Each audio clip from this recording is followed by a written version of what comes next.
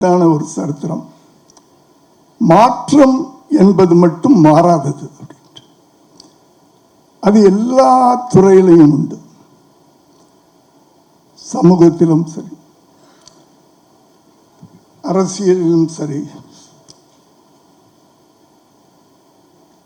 திரையுலகத்திலும் சரி. எனக்கு தெரிஞ்ச ஒரு காலத்தில் திரையுலகத்தில் பார்த்துக்கிட்டிங்கன்னா எம்.கே. தியாகராஜ பாகவதர், பி.யு. சின்னப்பா அப்படின்லாம் கேள்விப்பட்டிருக்கோம். அவங்க படங்கள்லாம் நம்ம பார்த்ததில்லை. அது அவர்கள் ஆண்ட ஒரு திரையுலகம்.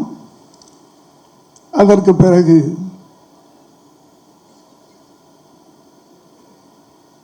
எம்ஜிஆர், சிவாஜி, இந்த அடுத்த தலைமுறைக்கு மாறிக்கொண்டு வந்தது. அதற்கு பிறகு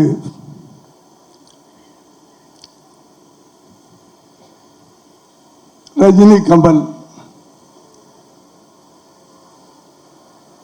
அதற்கு பிறகு